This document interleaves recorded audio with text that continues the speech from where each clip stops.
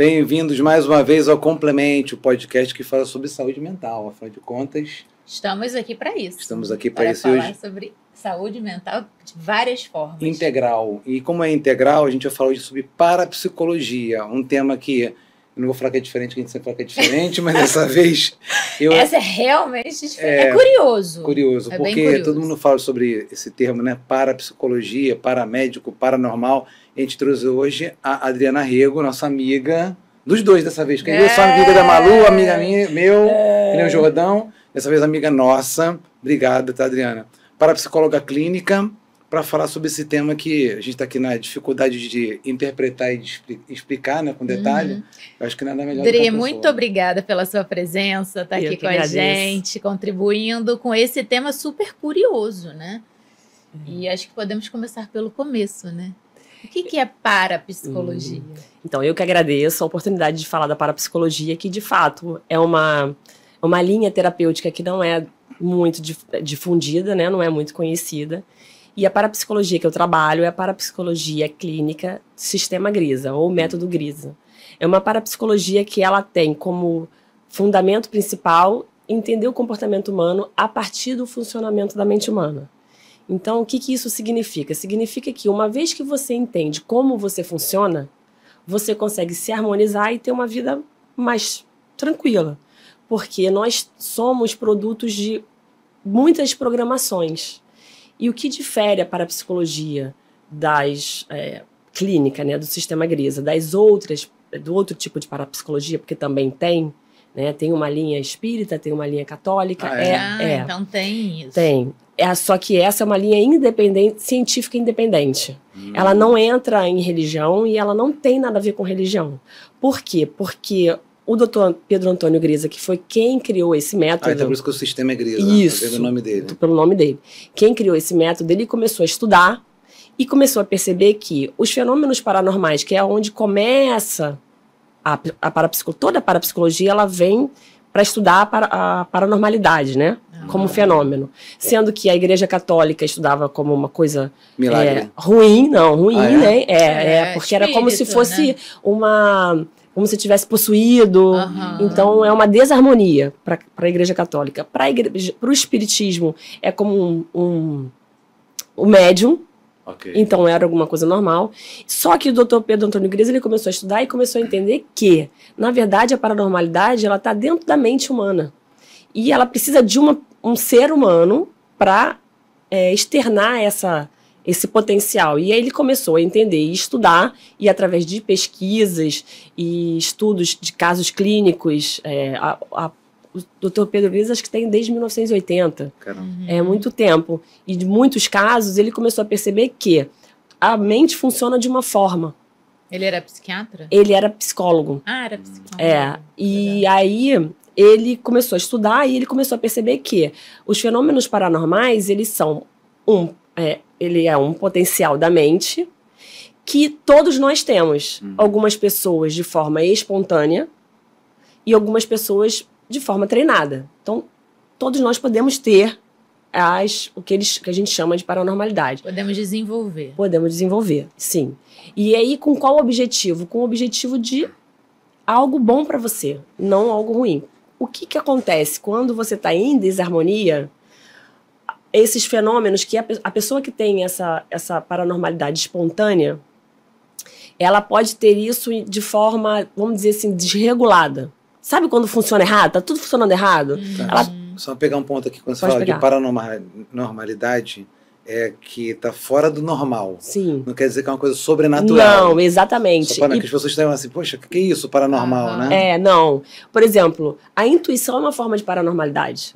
E todos nós temos e ninguém tem problema com isso, Sim. né? Perfeito. Então, assim, os sonhos, eles muitas vezes, tem muitas pessoas que trazem no sonho uma precognição, né? Uma vidência, sei lá, uma visão de algo do futuro, ou ver algo do passado.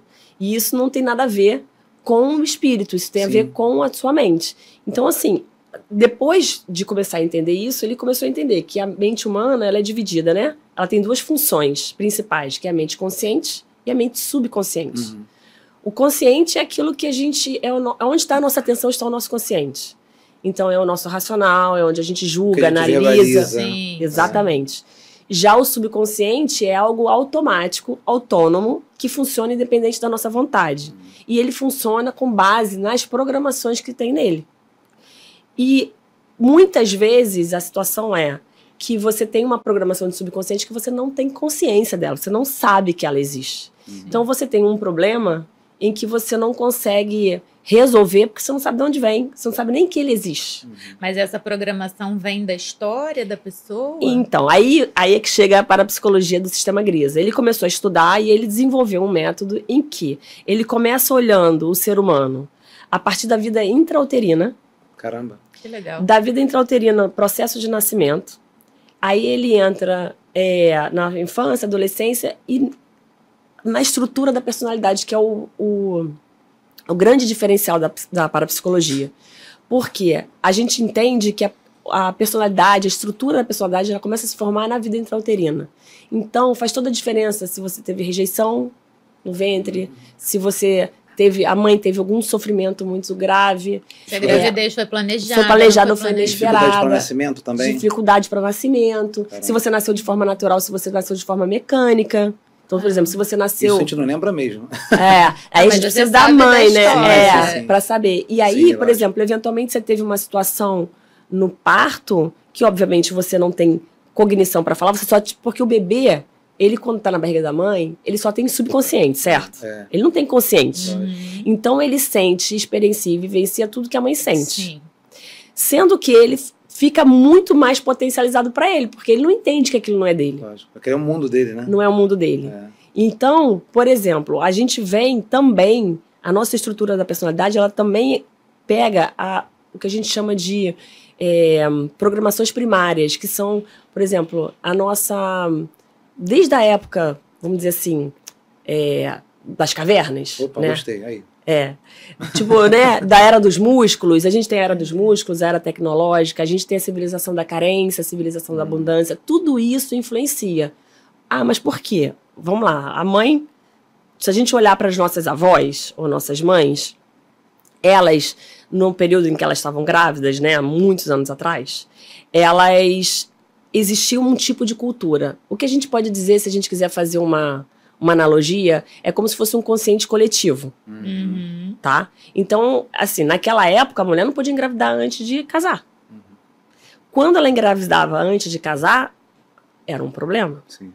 E aquela gravidez, aquele bebê que era gerado naquele ventre de um fruto proibido, né? Uma situação... A sociedade recriminando aquele fruto. Exatamente. Né? Os pais, ou então a mãe tinha que esconder aquela gravidez. Danada. É exatamente isso. Aí o que acontece? Muito provavelmente esse bebê ele vai nascer com uma sensação, uma grave programação de culpa, como se ele fosse culpado pelo sofrimento da mãe. De inadequação. Totalmente subconsciente, né? Totalmente. Aí você é aquela pessoa que você se sente culpado por tudo e você não sabe de onde.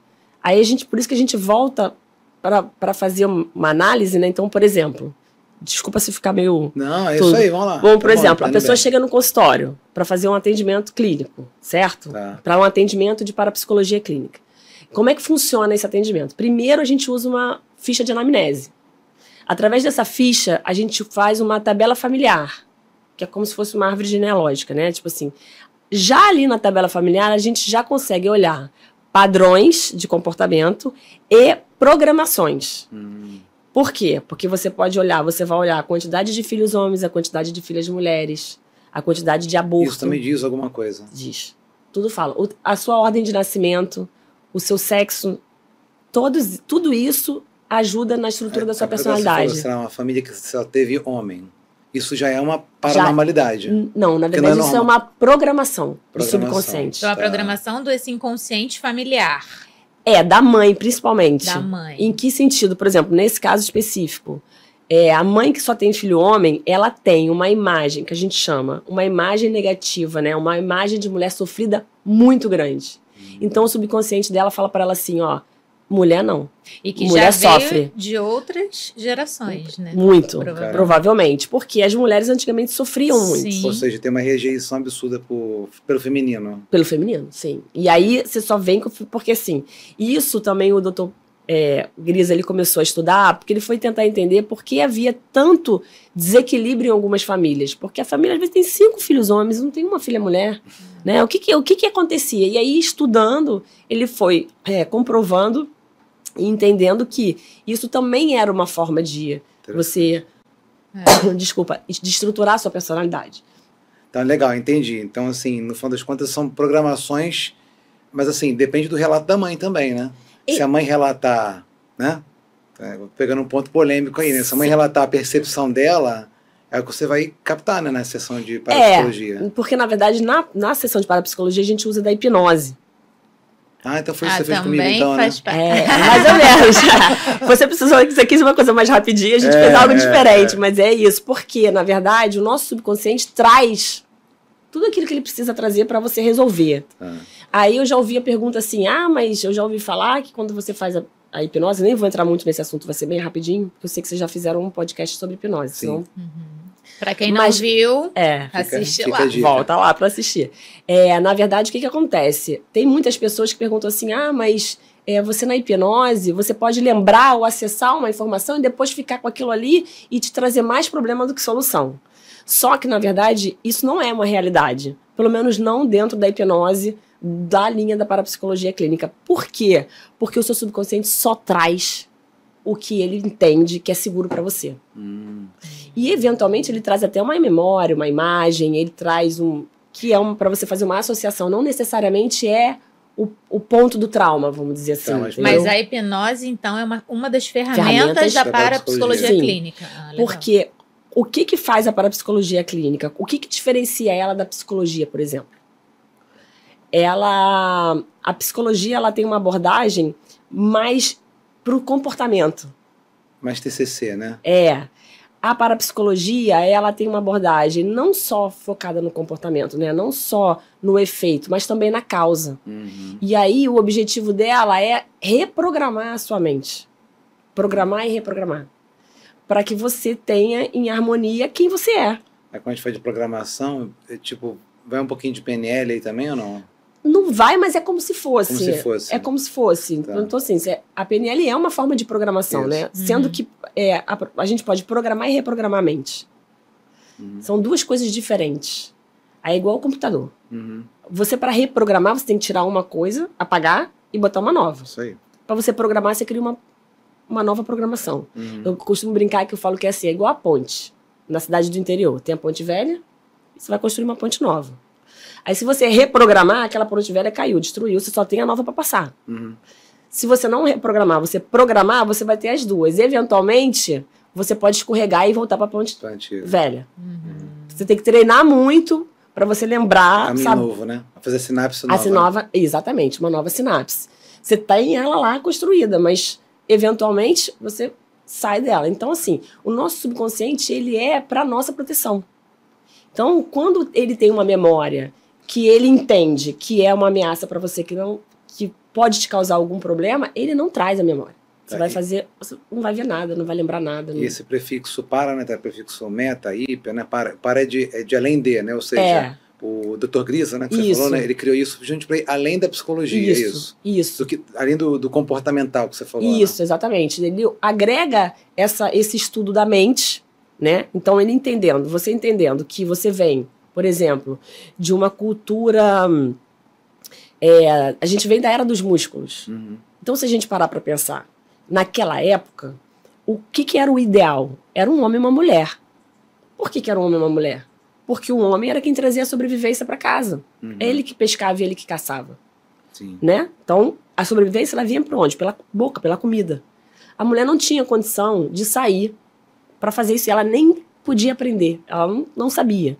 Então, o que ela queria? Que tivesse sempre um filho homem, caso acontecesse um problema com o marido. Perfeito. Para substituir. Para substituir. Aí isso daí a gente já traz, e ainda que a gente já esteja na era tecnológica há muito tempo, esses papéis ficaram muito confusos, porque antigamente o papel da mulher e do homem era muito bem definido. E essas mudanças, elas vêm na sociedade, né, normal, porque a gente está aqui para evoluir, sendo que a gente ainda traz programação desse tipo. Então, por exemplo, a ordem de nascimento faz diferença, por quê? Porque o ideal dentro de um entendimento subconsciente, é um homem e uma mulher. Sim. E que fosse primeiramente um homem.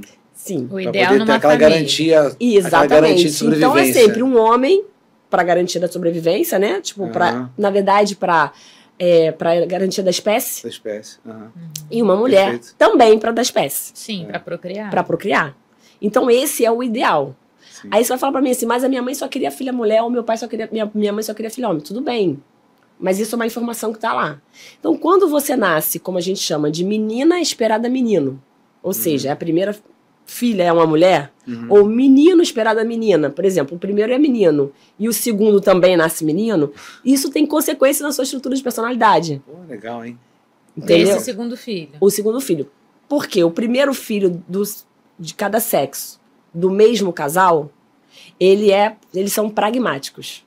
Tem personalidade pragmática. Já a partir do primeiro menino ou da primeira menina, todos os outros meninos ou todas as outras meninas são idealistas. Explica muita coisa isso, hein? Entendeu? Então, assim, por exemplo, aí você vai falar assim, a menina que nasce menino. Vou dar um exemplo. Né?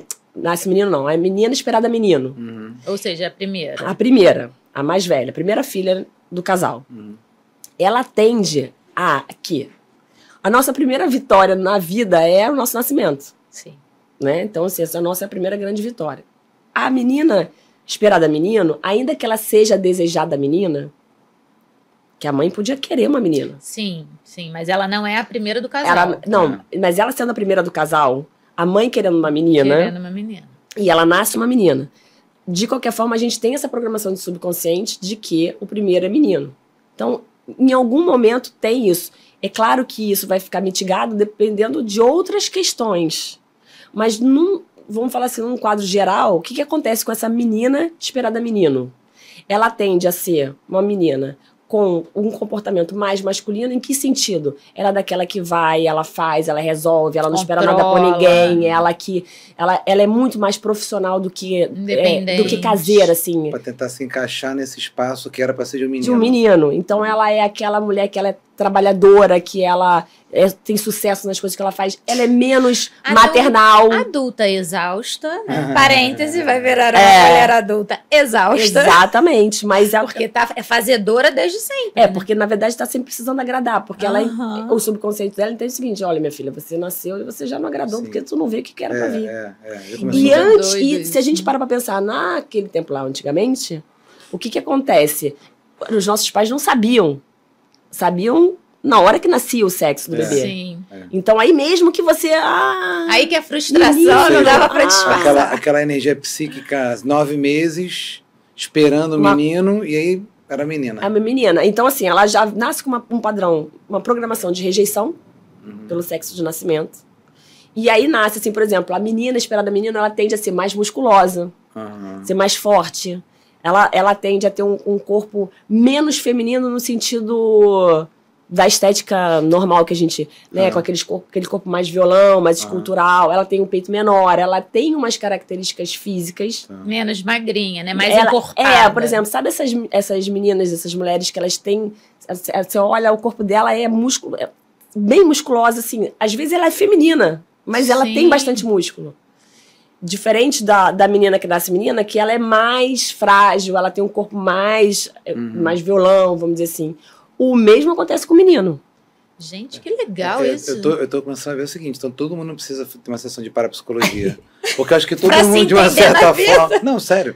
Todo mundo, de uma certa forma, teve alguma questão. Eu, por exemplo, né, já dando informação pessoal, né?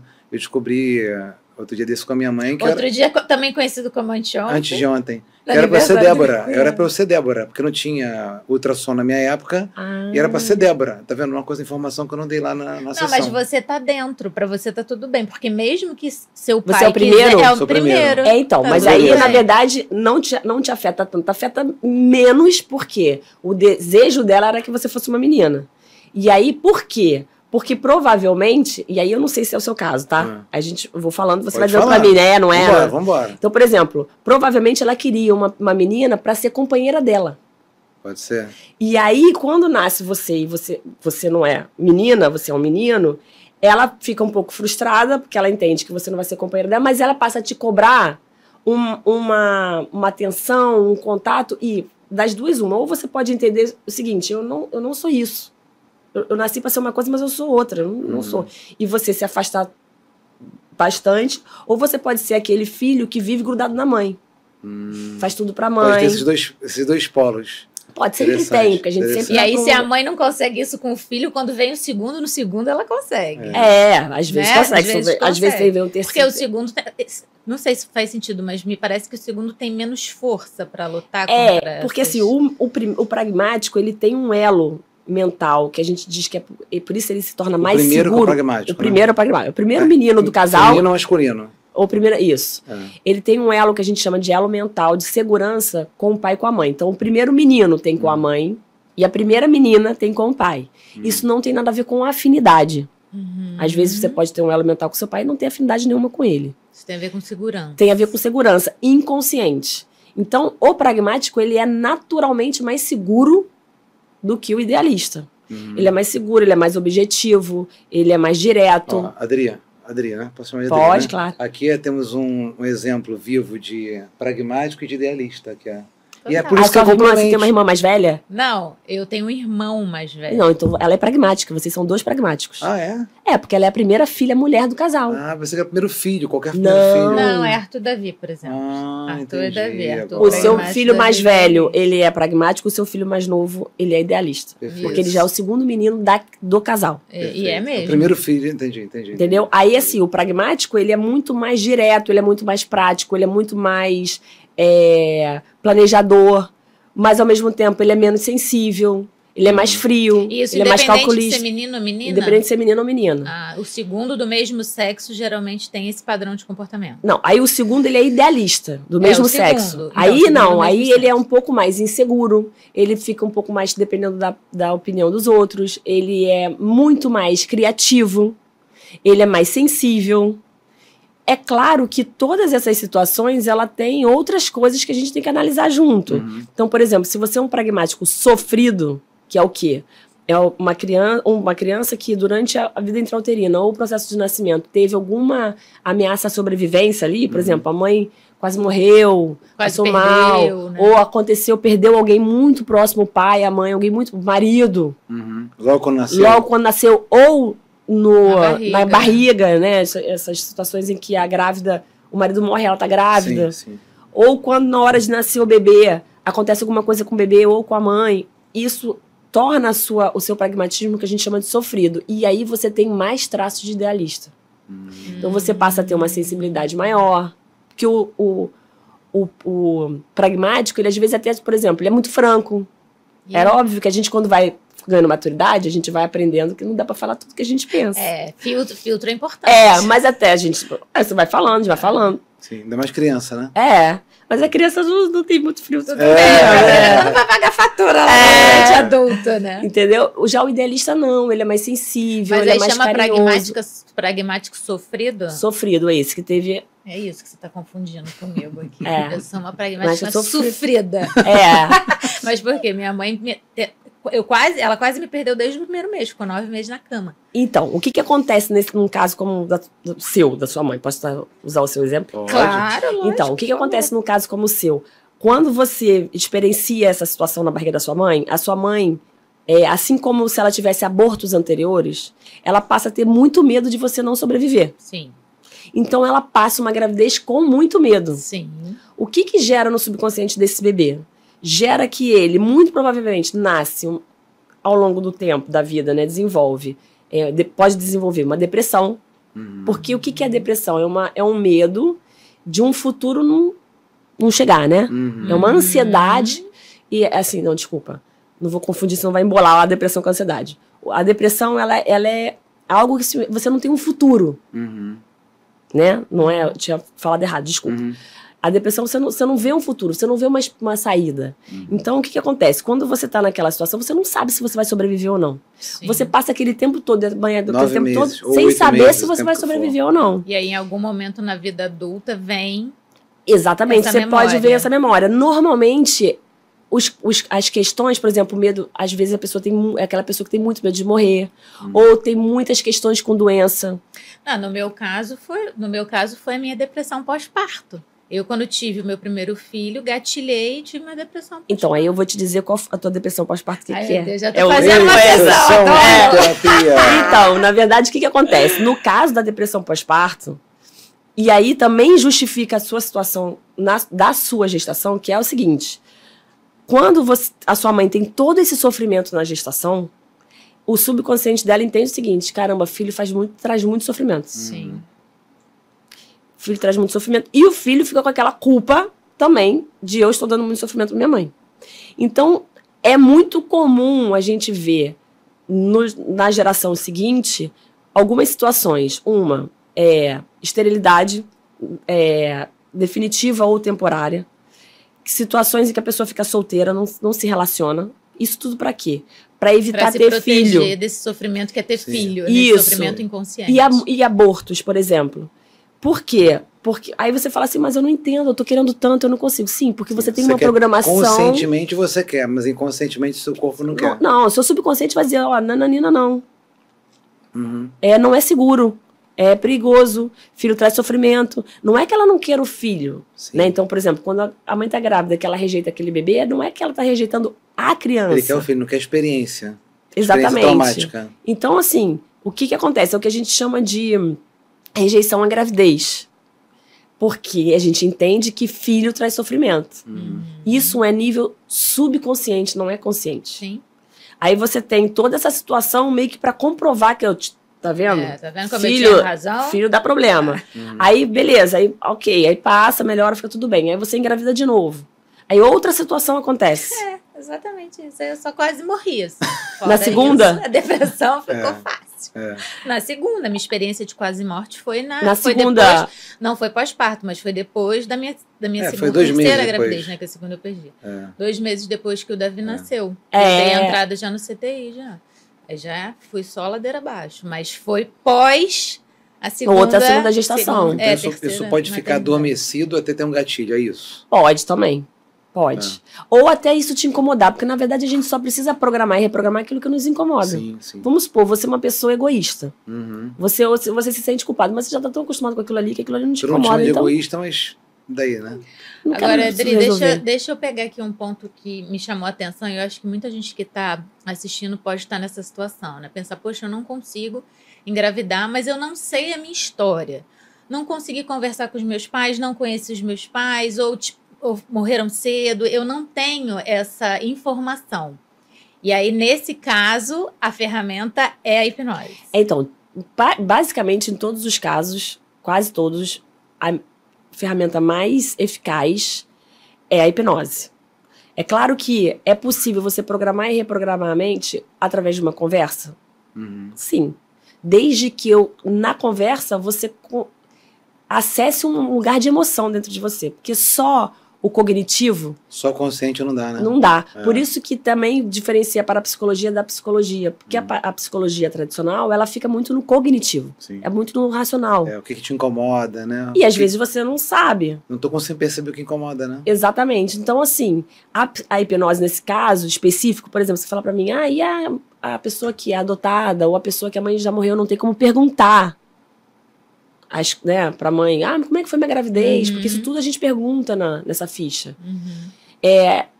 Não precisa perguntar, não precisa saber muitas coisas. É claro que quanto mais informação, mais conteúdo e mais rico fica o teu trabalho. Sim. Só que se você falar, não sei, se você fala pra mim, eu tô com dificuldade pra engravidar, é certo, você tem uma programação de que filho traz sofrimento. Então, uma sessão de parapsicologia, as pessoas vão lá com uma questão, porque ou elas vão assim...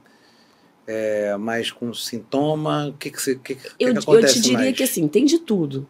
Mas ela é uma terapia mais breve do que a terapia de psicologia. Por quê? Porque é isso, é como se fosse, a gente fala, é sob demanda. Então você tá com uma questão, eu percebi que eu não consigo engravidar. E eu faço exame e não tem nada que justifique, nem comigo, nem com meu marido, e eu não engravido. Aí você pode ir lá e fazer um trabalho só para entender isso. Algumas sessões específicas para isso. Há quanto tempo? Eu não gosto de dizer tempo, porque cada mente é uma mente. Cada pessoa é uma pessoa. É igual assim, eu quero ir para resolver uma fobia. Eu tenho uma fobia de inseto, que hoje me incomoda muito, porque eu tô deixando de fazer coisas por conta dessa fobia. Então, ok. Vamos fazer umas sessões. Aí uma sessão eu resolvo? Não sei. Mas aí, nesse caso, aproveitando a fobia que você trouxe, né? Legal que a gente estava falando sobre filhos, sobre feminino, masculino, né? Tem toda uma história aí desse inconsciente coletivo, dessa história familiar. Mas a pessoa chega lá com isso que você falou, uma fobia. E aí, como é que é a sessão, não é a sessão especificamente, mas como é que a parapsicologia atua? Então, ela vai chegar lá e falar, eu vou sempre fazer a anamnese, aí eu vou perguntar, fazer as perguntas todas, o que ela souber responder, ela vai responder. Tem coisa que a mãe tem que responder, né? Tem. Porque não vai ter... Não vai lembrar. Tipo, né? Nascimento, né? Tem coisa que a mãe não quer responder. Faz sentido. Por exemplo, principalmente num caso de uma rejeição, a mãe não quer assumir que rejeitou aquela gravidez. Porque ela tem culpa. Então, aí você faz toda aquela anamnese.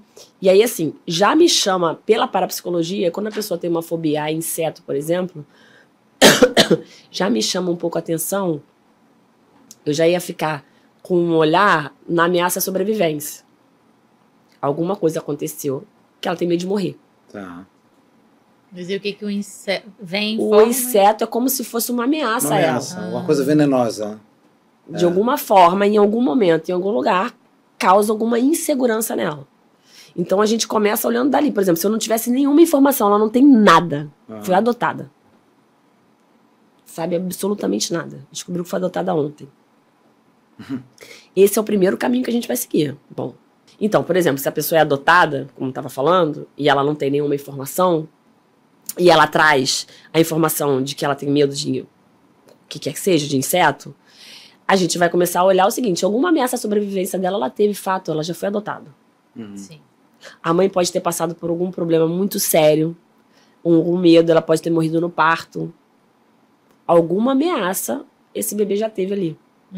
Que está se manifestando hoje como... Esse medo subconsciente. Esse medo subconsciente. E aí, qual é o objetivo da hipnose nesses casos? Em todos os casos da parapsicologia? É a gente fazer uma nova compreensão do fato traumático a partir de outro ponto de vista. Então ele vai entender o seguinte, olha, não precisa mais ter medo. Tipo, não precisa mais pensar que tem um bicho te ameaçando. Exatamente, né? a sua sobrevivência não está ameaçada. É um inseto, esse inseto, né, vai acontecer isso. E aí você vai junto com o consciente e o subconsciente, por isso é uma hipnose consciente, que a gente chama. Você não pode estar inconsciente. O consciente junto com o consciente vai reprogramar essa informação, essa programação. Fica meio redundante, mas é isso mesmo. Tá. De que você tem uma ameaça à sobrevivência naquela situação. Agora, Adri, deixa eu te perguntar uma coisa, pensando aqui sobre... que a gente traz tanta gente, né? Tantas opiniões diferentes e tudo, e me veio aqui sobre hipnose, né? Então, a gente pode falar que a diferença entre uma sessão de hipnose e uma sessão de parapsicologia clínica seria qual? A condução, talvez? Primeiro que a hipnose que a gente usa na parapsicologia é uma hipnose específica. Ericksoniana, né? Não, a gente chama de pangrisiana, porque foi uma hipnose que o Grisa que Tem desenvolveu. a de Elman, tem a de Erickson e tem essa aí. É isso. Ainda Legal. deve ter outras. Deve mesmo. Exatamente. Na verdade, a ericksoniana é muito mais uma hipnose de sugestão. Sim. Né? Eu fico te dando sugestão. Sim. Na pangrisiana, ela faz uma compreensão. Então, você vai me trazer uma informação. Pangrisiana que chama. Tá. Você vai me trazer uma informação durante a hipnose e a gente vai fazer uma compreensão de acordo com o que você me trouxer. Então aquilo que você fez comigo foi a pangrisiana? Da primeira, não. Não foi. Então. Comigo foi. Porque ali você vai... Com você foi. Você vai deixando... Nessa daí você vai deixando a pessoa... O que você está vendo? Isso. Mais ou menos isso. Isso. A pessoa vai... Ela vai conduzindo o que ela está vendo e você vai... Como é que é? É assim. Porque, por exemplo, na sua... Fala bem rapidamente. Como a gente fez uma coisa muito rápida, a gente marcou de um dia para o outro, eu não tinha muita informação. Para eu fazer uma pangrisiana, eu tenho que ter um mínimo... Eu não é prudente fazer. Porque, assim, eu não sei o que você tem de informação. E aí vai acessar ali. Aí você me traz uma memória que, por exemplo, se eu sei que o seu pai te batia quando você era criança, né, se aquilo era uma coisa... era uma questão, eu já tenho um caminho para seguir. Perfeito. Se eu não sei, eu falo, mas isso quer dizer o quê? Quer dizer que a pessoa pode trazer uma informação que não é verdadeira? Pode. Cara, e muito legal, né? Você está falando sobre isso, eu estou pensando na minha experiência, né? Você vê a cena, e aí quando você vê a cena, você pergunta, você está sentindo isso? Que é uma coisa óbvia, né? Por exemplo, não foi o meu caso, mas você foi, se vê na porta da escola, sendo a última, você pega, vamos supor. Aí ela pergunta, você está se sentindo abandonada? E a pessoa às vezes, não, tá sentindo uma coisa, tô me sentindo bem porque eu tô conseguindo conversar com a professora. Então é muito percepção de cada um, né? Isso, exatamente. Então assim, nessa hipnose específica, como é que a gente faz? Você vai... vou te dar um exemplo. Eu atendi uma pessoa e ela tinha uma questão em que ela... eu não queria pensar numa... Pra pessoa... não vou falar nome, mas tudo bem. Dá uma semi-mudada. Por exemplo, ela tem uma questão... uma baixa autovalorização, ela tá sempre se sentindo culpada, ela tem uma rejeição, tem várias questões. E aí, nesse dia a gente estava conversando, já não era a primeira sessão dela, eu estava anotando as coisas todas, e aí me veio uma intuição de algo como se tivesse um abuso. Falei, tem alguma coisa aí. Aí fui indo, perguntei, já teve alguma situação de algum tipo de... lembrei, ela tinha um relacionamento muito abusivo também, no casamento. Já tinha conseguido se separar, mas demorou muito. E já tinha feito várias hipnoses. E nesse dia, nessa hipnose, ela lembrou, ela trouxe uma informação dela é ótimo, dela, adolescente, com uns 13, 14 anos, em casa, com um filho de um casal amigo dos pais, eram amigos da mesma idade, e que aí o menino passou a mão nela, mas ela achou que, não sei, sabe aquela coisa que ela... Não sabe quem foi, mas... Não, aí ela falava assim... guardado. Não, mas... Não, isso não foi abuso. Mas o que aconteceu? Meu pai me bateu.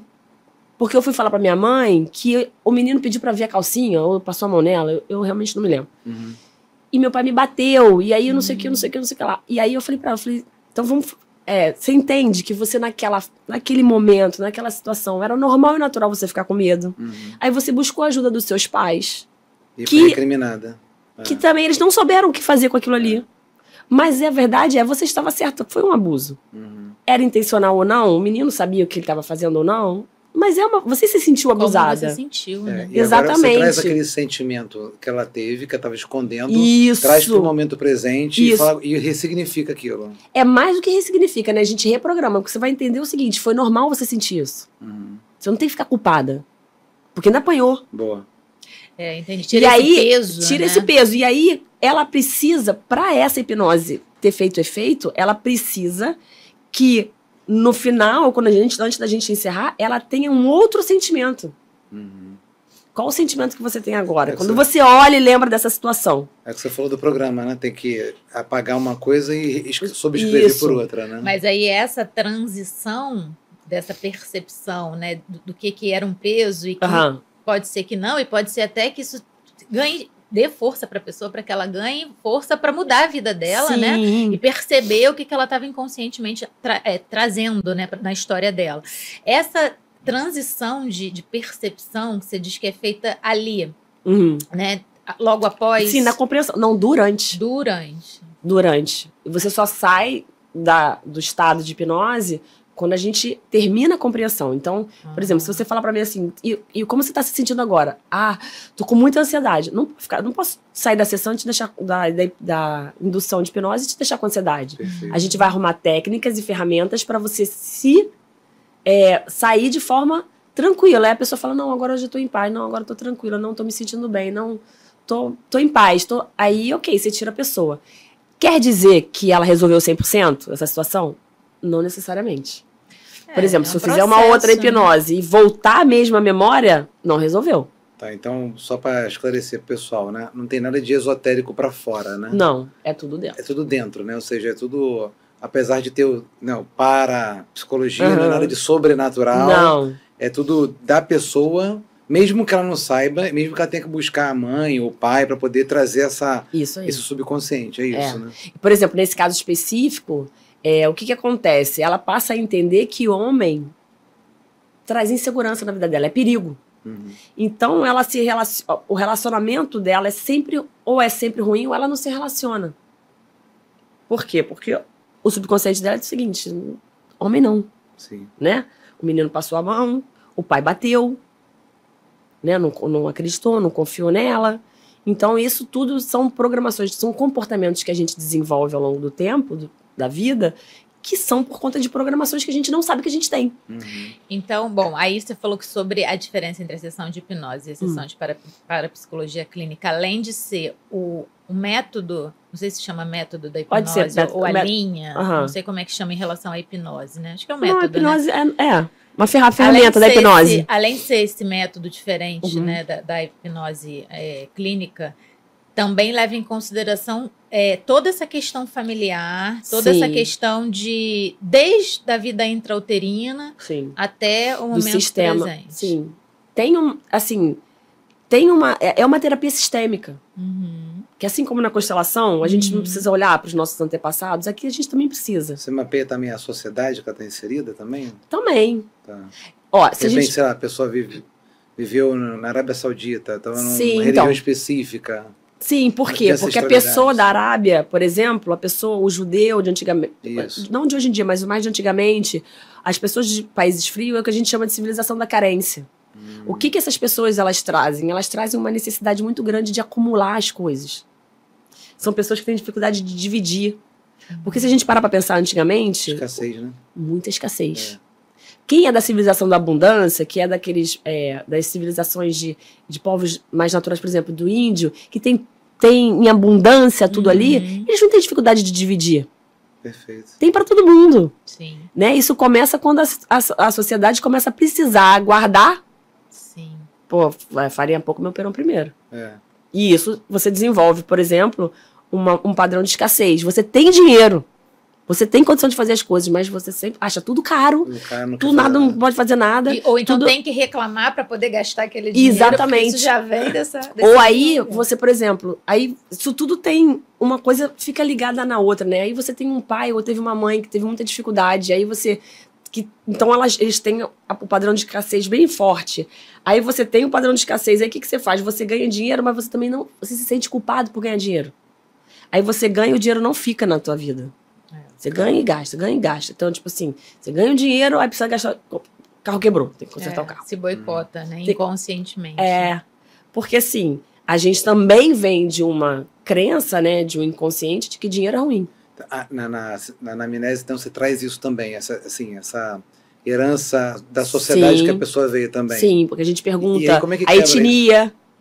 Dos pais. E aí dá para quebrar essa sessão, com várias sessões, uma sessão, 3 sessões? Dá. Assim, é claro que quanto mais antiga a programação, mais forte ela é. Imagino. Então, assim, ela depende talvez de mais sessões. Mas, assim, você já identifica ali no começo, na anamnese. Aí você vai olhando as famílias, porque, assim, a ordem é assim, você faz a anamnese, aí você pergunta os dados normais, a etnia, os dados da gestação, que é super importante. Se não tiver, sempre tem solução, mas ajuda muito. E você vai ali para a tabela familiar. E vai também para os dados da gestação da sua mãe, né? Tipo assim, ou eventualmente da sua avó. Por quê? Porque aí você vai ver o seguinte, minha avó fez 2 abortos, minha mãe fez 2 abortos, eu fiz 2 abortos. Aí você entrou num padrão de comportamento. Que aí, na verdade, a gente identifica uma programação subconsciente. Que já tá ali, 3 gerações. E que se não olhar, vai passar para a próxima. Vai passar para a próxima. Aí, quando, por exemplo, você pode, através da constelação, liberar, né? Que é o que a gente faz na constelação, é você liberar para que a próxima não repita. Tá. Não sofra essa dinâmica. Se a gente for parar para pensar assim... A sessão de parapsicologia ela é indicada mais para o quê? Para trauma, para uma crise de ansiedade? Ela é para tudo. Para tudo. Pode ser para qualquer questão. Aí, assim, ela é breve por quê? Porque você vai ali para tratar aquilo ali. Mas eu, por exemplo, faço terapia de parapsicologia há 4, 5 anos, sei lá quantos anos, 5, 6 anos, já nem sei. Por quê? Porque cada hora é uma coisa que aparece. Sim. Não é a mesma coisa mais. Sim. Porque o ser humano tem constante evolução. E a gente tem que ir aprendendo e identificando. Cada hora a gente identifica uma coisinha nova. Tem programas dormentes lá, né? Sim. Não só um, né? Às vezes tem um de escassez, às vezes tem outro de... Né? Tem sempre muita coisa, assim. E o nosso subconsciente fica ali tudo armazenado. E você acha que, assim, pela sua experiência, pessoa chega lá com uma questão, né? Assim, talvez não tão profunda como não conseguir engravidar ou ter algum, né, ter sofrido um abuso, mas uma questão assim, um sintoma, vamos supor. Chega com um sintoma no corpo, pela sua experiência, geralmente esse inconsciente que fica ali, ele é mais antigo, ou seja, ele vem da sua infância ou vem da sua vida uterina, ou também tem coisas da vida adulta que depois de um tempo aparecem ali? Ele normalmente vem lá de trás. Normalmente vem lá de trás, que fica potencializado com as coisas que vão acontecendo. Sim. Mas sempre tem uma questão, porque a gente fala que é como se fosse assim, para acontecer aquilo ali, tem que já ter um chip ali que te autoriza a acontecer aquilo ali. Na parapsicologia do sistema GRIS, a gente entende que a depressão, ela é produto de um sofrimento na vida intrauterina ou processo de nascimento. É mesmo. Por exemplo, se você tem depressão ou teve depressão, tem que olhar para trás. Alguma coisa aconteceu por ali. E ansiedade também tem alguma coisa assim ou não? Ansiedade, a crise, né? De na verdade, todo mundo tem, né? A ansiedade, na verdade, é uma insegurança, né? E a insegurança é o medo do desconhecido. Isso. Também ela tem pontos e aspectos ali nesse começo de vida, vamos dizer, de vida intrauterina. Às vezes, por exemplo, o medo da mãe, né, da criança não nascer ou de outra coisa, pode... Às vezes não foi amamentada. Mas a ansiedade especificamente não quer dizer, diferente da depressão, não quer dizer que seja algo específico da vida intrauterina ou do processo de nascimento. Mas provavelmente é um medo de morrer. Tá. Aí o medo de morrer pode estar lá, na vida intrauterina. Entendi. O processo de nascimento. Legal. Entendeu? Então, assim, são questões que você vai olhando, aí você vai... Aí as fichas vão caindo, aí você vai entendendo, falar, tá, isso aqui. E aí você vai fazendo um autoconhecimento. Quando você quando você começa a se conhecer, você começa a se harmonizar. Porque a cura, ela é sempre interna, não é ninguém que cura ninguém. Sim. A gente que se cura. Você pode pegar uma pessoa numa sessão e ela se resolver, e você pode pegar uma pessoa em 1000 sessões e ela não resolver, e não vai resolver nunca. Porque no fundo, ela não quer resolver. Aí eu vou dar o meu relato pessoal, né? A gente sempre gosta de trazer a nossa verdade aqui, né? Porque não é à toa que é complemento, né? Tem que trazer aqui a minha verdade e a da Malu, né? Mas na primeira sessão que eu fiz contigo foi perfeito. Eu fui perfeito, né? Não você, né? E na segunda eu já não tava conseguindo estar ali. Não. Porque você não estava. Porque eu não estava, um monte de coisa do trabalho acontecendo e tudo mais, e aí não foi legal. Eu acho que é um pouco do que você falou, né? A minha antena não estava ali sintonizada na frequência. Não estava. A gente brinca, a antena sintonizada é perfeito, porque assim, você não vai ouvir a AM se você estiver sintonizado na FM. Isso serve para energia. Né? A pessoa fala, se você ficar vibrando no negativo, né, no ruim, você vai atrair isso para você, porque é igual a antena de rádio. Se eu quero ouvir a AM, eu tenho que botar na AM. Se eu quero ouvir FM, eu vou botar na FM. Eu não vou ouvir a AM botando na FM. E na parapsicologia também tem essa questão energética? Na verdade tem esse entendimento do cosmos, né? Tipo, que tudo é energia. E o nosso subconsciente é uma forma de... né? Expressão da energia. Psíquica, que seja. Sim. Né? Então, assim, por exemplo, você olha, se a gente parar... Não sei se está fazendo muita bagunça, mas enfim. Se a gente parar para olhar para a epigenética, por exemplo. A vida intrauterina, a epigenética vem para mostrar isso, porque quando você entende isso, você entende o seguinte, uma barriga de aluguel, ela não é só uma barriga de aluguel. Aquela criança vai trazer programação daquela mãe que ela tá na barriga. Sim. Não é só o DNA a mais. Sim. Entende? Então, assim, quando a gente começa a juntar as ciências, vamos dizer assim, para trazer um conhecimento para que as pessoas possam ter uma vida melhor, né? Legal. Mais harmônica. Entender que, por exemplo, o vitimismo. A maioria das pessoas tem uma vítima dentro dela. Se a gente reconhece e entende, eu tenho essa vítima aqui. É só você não permitir ela se manifestar. Quando ela sair, você bota ela pra dentro. Então, a gente que é mãe, a criança, os meus filhos acontece isso. Aí você fala assim, poxa, você nem me ligou, né? Aí você já lembra assim, fala, opa, não tem problema não. Ou então, se você consegue dar uma consertada, tá tudo bem. E aí, foi tudo bem? Porque a gente pode perguntar, e aí, tudo bem? Como é que foi? A gente já chega numa cobrança. Mas você tem a ponte antiga, você passou na antiga, mas aí você lembra e já passa na nova. Mas tem algumas programações que eu penso que sejam tão profundas que para essa ponte nova ficar sozinha, demanda muito tempo. Então, assim, Tem coisas que pra gente reprogramar 100%, eu acho que leva tempo. E aí, se você pelo menos souber que você tem aquilo ali, Sim. você já sabe como você vai resolver, sabe? É como um problema físico, por exemplo. Você tem uma dor... por exemplo, dor de cabeça. Você tem uma dor de cabeça. Toda vez que você se aborrece, você tem dor de cabeça. Aí você vai falar assim, aí você se aborrece, você fala, pronto, já vou ter uma dor de cabeça. Aí você já se previne da dor de cabeça. Aí você usa o que você está acostumado a usar. Eu, por exemplo, eu não uso muito remédio, não. Mas assim, eu, no meu caso, uso muito óleo essencial. Então eu pego um óleo e uso óleo. E aí eu passo um negócio para tirar a tensão do pescoço e pronto. Já sei que aquela dor de cabeça vai passar. Porque foi... Né? Eu não preciso ficar tomando remédio. Eu já sei a causa. Sim. Adri, vou entrar numa esfera aqui que eu não sei nem se teria uma explicação na parapsicologia, mas a gente pergunta aos nossos convidados onde é que eles entendem, né, a terapia que eles estão trazendo. De acordo com a sua linha. Onde que está a mente, né, para a parapsicologia, né? Quando o Dr. Gris lá criou, né, esse conceito, né, ele via a mente como uma coisa unívoca de cada ser humano. É uma coisa, como vários outros convidados já falam assim, uma coisa que permeia não só o corpo da pessoa. Tem alguma colocação nesse aspecto para a psicologia ou não? Boa pergunta. Na parapsicologia específica, eu não me lembro de ter visto nada sobre isso. Tá. A mente é uma coisa do indivíduo.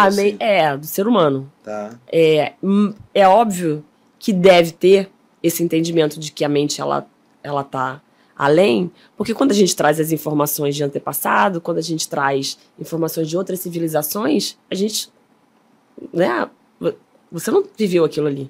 Então eu imagino que, apesar de eu nunca ter lido nada, pode ser até que tenha. Nesse sentido específico, eu acredito que sim, que tenha. Essa herança de outras mentes. Igual as pessoas confundem o cérebro com a mente, né? Sim, São coisas distintas. Não, o cérebro não. O cérebro é uma coisa, a mente é outra. Ainda tem aquela polêmica de que onde está a mente, né? Está no cérebro, se não está no cérebro. É isso que a gente sempre pergunta, né? Mas é onde, não no sentido de onde, né? No sentido de o que você acredita, né? E eu acredito nisso. Legal. Né? Mas eu nunca li nada que ele tenha falado, mas acredito que seja, porque também ele já faleceu, né? Ele não é mais vivo já. E aproveitando que a gente está falando sobre mente, tem alguma coisa de meditação na linha, na técnica? Tem também, porque, por exemplo, uma das formas que... São 3 formas de programar a mente, né? É repetição, compreensão e imaginação. Então, e claro, todos juntamente com sentimento. É igual falar, faz frase positiva. Sim. Se você só fala positivo... Só ficar repetindo, né? Não adianta. Não vai resolver. Mas não resolve nada? Não, resolve alguma coisa, porque você começa a sair de um estado de só pensar negativo, mas você não torna aquilo uma realidade ainda para você. Você precisa do sentimento. A gente só grava o que tem emoção. Se eu perguntar para você o que você comeu ontem, capaz de você não lembrar se não te causou nenhuma emoção. Sim. Mas se eu perguntar pra você o que você comeu no seu aniversário de 10 anos de idade, se foi algo incrível, você vai lembrar. Então, a gente só grava com emoção. Então, pra gente fazer programação, a gente precisa da emoção. Por isso que a visualização também é uma coisa importante. Porque pra nossa mente, o que se cria na mente, Pedro Lisa falava isso, o que se cria na mente como realidade, se torna realidade. Porque não existe real e imaginário pra mente. O sonho é uma realidade, né? É tudo real. E pra mente é tudo presente. Não existe futuro nem passado. Por isso que você é capaz de lembrar de um fato do passado e sentir no seu corpo físico a mesma sensação que você sentiu quando você viveu no passado. E se você parar pra pensar, não faz nenhum sentido. Porque você não vive mais aquilo, não tá vivendo aquilo. E nem o subconsciente que você falou lá, né? Você já sabe, né? Passa por uma situação, começa a sentir um calor, né? Por que eu tô sentindo calor, né? Por que eu tenho medo dessa situação? Exatamente. Não sabe nem por quê. Então tem essa visualização, é como se fosse uma meditação. É uma meditação. Guiada. Você pode fazer, por exemplo, a gente usa muitas frases em que você pode repetir essas frases e imaginando uma situação. Então, por exemplo, a gente fala muito assim, calma que com calma tudo se consegue, tudo se resolve. Aí você tá naquele confusão, aí você já fala e você imagina aquela situação se resolvendo. Isso são formas, porque a repetição, que é o mantra, né? O mantra é uma repetição. Ela é uma forma de programação. Sim. E a gente é muito programado pela repetição. Por isso que a gente tem que ter cuidado, por exemplo, música. Nossos filhos, né? E repetir coisa negativa, né? Que a música não deixa de ser isso. Né? Escutar uma banda de música negativa, né? E essas frases que a gente escuta a infância Já toda, né? Que Exatamente. a gente traz aqui sem pensar e fala, em algum momento você fala, peraí, essa fala não é minha, essa fala é do meu pai. Exatamente. Só que aí você, se você consegue fazer essa percepção, tá bom. Mas não, quando mas você entende caminho, que aquilo ali... você não vai dar pra nada, você não vai dar pra nada, você não sabe fazer nada, você não vai dar pra nada. Não, se a minha mãe, que é a autoridade máxima pra mim, não me ama. Perfeito. Por exemplo, se a minha mãe, que é a autoridade máxima pra mim, diz que eu sou isso, eu sou isso. Sim. E essas pessoas que têm essa dificuldade, por exemplo, com a mãe, em alguns casos, elas tendem até a não ter fé. Por exemplo, uma mãe que tentou abortar por algum motivo, se ele não fizer um trabalho, ele tende a não ter fé. Por quê? Porque se minha mãe, que era minha mãe, não me amava, Deus vai me amar. Perfeito. Faz sentido, hein? Apesar de ser bizarro, mas faz sentido. Porque as coisas, às vezes, a gente olha e você fala, caramba, é tudo muito bizarro. Mas quando você começa muito a entender... bizarro quando a gente está olhando assim, com essa lupa que a gente está olhando. E quando você está vivendo... A lógica que ela está narrando aqui faz sentido, né? A pessoa vai chegando nessa história, né? Ela vai contando uma história para ela. Né? Isso aí. A mente dela vai contando uma história para ela. Por isso que a gente brinca, né? Que a mente mente. Que é pra gente não ouvir as fofocas da mente. Sim. Porque a nossa tendência é criar histórias. Sim. A gente vive pela imaginação. Sim. A gente qualquer coisa que eu falar, você já vai imaginar, se for algo que você conhece. A brincadeira que a gente fala, não pensa no Fusca Amarelo. Né? É isso aí. Não tem como não pensar, né? Então. E aí a nossa mente é isso. Ela traz... Por isso que a gente fala assim, se você pode ocupar sua mente com coisas boas, por que você vai ocupar sua mente com coisas ruins? Sim. Então, por exemplo, eu tenho isso como uma coisa pessoal. Eu uso isso na minha vida. Muito. Então, assim, eu tenho meus mantras específicos que eu uso. Tem uns que são específicos para algumas situações. Quando eu preciso muito de alguma coisa, eu acredito, eu faço. Porque na parapsicologia, a fé é um potencial mental também. O poder da fé é você acreditar. Quando você tem fé, você acredita, tudo é possível, porque milagres acontecem. E que fé não tem nada a ver com religião. Não tem nada a ver com religião. Mas, vamos imaginar, se você tem a fé na sua religião... Se você tem esse caminho, melhor ainda, porque né? assim, milagres acontecem. Então, por exemplo, o milagres acontecem é um mantra que eu uso muito na minha vida. Então, porque você fala assim, vamos supor, eu acredito em Deus, cada um acredita no seu Deus, no universo, no que achar que faz sentido. Mas as pessoas às vezes falam que elas acreditam, mas no fundo elas não acreditam. É mais para a sociedade escutar. É mais para a sociedade escutar que ela tenha fé, né? Ou às vezes você pega uma ferramenta que te ensina, né, que você tem que repetir ou então só visualizar, mas você de fato acha que aquilo ali não faz sentido. Você quer fazer, você quer ser beneficiado por aquilo, você faz, mas você não tem aquela fé fluindo ali. Aí não adianta. Eu brinco que assim, não adianta você falar pra mim assim, vou sair de casa 5 horas da tarde no horário do rush, vou sair do ponto A ao ponto B, né? Tipo aqui no Rio de Janeiro, da Barra da Tijuca até o centro da cidade, 6 horas da tarde, numa sexta-feira ou numa quinta-feira, não vou pegar trânsito nenhum. Se você não acreditar verdadeiramente que é possível ter um milagre e o trânsito tá fluindo e você não pegar trânsito, você vai pegar trânsito. Tá só perdendo seu tempo. E isso é um exemplo mais hard que você usou, né? Por exemplo, eu já pensaria assim, não, isso realmente eu não vou tentar pensar, que é difícil. Mas tem coisas mais simples, né, que a gente pode começar a praticar, né? Sim. Que são possíveis de acontecer, né? A gente brinca que é assim, por exemplo, quando eu atendo adolescente, eu falo para eles assim, vamos fazer uma meta de curto prazo, uma meta de médio prazo, uma meta de longo prazo. Falei, e você vai passar a fazer uma afirmação de algo que seja viável. Então, por exemplo, tirar uma nota boa. É viável? É viável. É difícil? São outros 500. Mas é possível.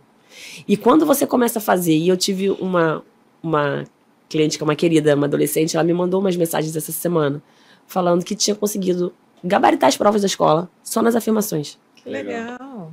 E aí, quanto mais você faz, mais dá certo, mais você programa sua mente positivamente de que é possível. Também que ela botou energia positiva e botou também ação positiva. Ela teve que estudar, sim, né?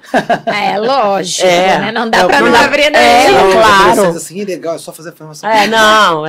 Porque além do menor esforço, não, mas você tem que fazer o teu trabalho. É igual aquela história, a pessoa vai no tarólogo, aí o tarólogo fala pra você, você vai ganhar na lota. Aí você fala, beleza, nem joga. Nem joga. O tarólogo era ruim, né? Ele errou. Não, ele não errou. Você não jogou. Como é que você quer que, né? Tipo, fica até difícil pra te ajudar, né, querido? Então, você acha que isso tem um pouco... A gente podia chamar de cocriação? Pode. Eles usam esse termo? Eles usam criação, né? Você cria a sua realidade. Você cria na sua vida a sua realidade, aquilo que você acredita. Porque pra mente não existe imaginário, tudo é real. Então, uma vez que você criou na tua mente aquilo é possível de se tornar real. Você sente uma sensação de prazer ou desprazer pensando numa situação que você viveu, né? Que você imaginou. Você sente, então é real, né? O que você sente é real, né? Você sente real. Porque até mesmo assim, por exemplo, as pessoas... quando a gente fala assim, a pessoa tá sentindo, bobagem. Não, gente, o que ela tá sentindo, ela tá sentindo. Sim. A gente não pode falar pra pessoa que ela não tá sentindo, não, você não tá sentindo nada. Não tem como. Até porque cada um sente de uma forma, né? O que dói em você não dói em mim, o que dói em mim não dói em você. Então, é difícil a gente julgar, né? Por isso que o respeito nesse sentido é tão importante, né? Pelo que o outro tá sentindo. Não, com certeza. Muito bom, estamos chegando aqui. Eu sou o cara do horário, sabe? Gente, passou muito rápido. Eu sou o cara do horário aqui. O Veiga, que esteve aqui com a gente, falou: não, você tem que continuar nessa sua posição masculina, do horário, pragmático. Foi beleza. Eu falei pra ele: eu sou aquela que ficou, mais por favor, mais um pouquinho. Adriana, muito obrigado. Nada, eu que agradeço. Tá? A gente gosta, se você quiser, olhar ali para a câmera e dar um recadinho para as pessoas que estão aí.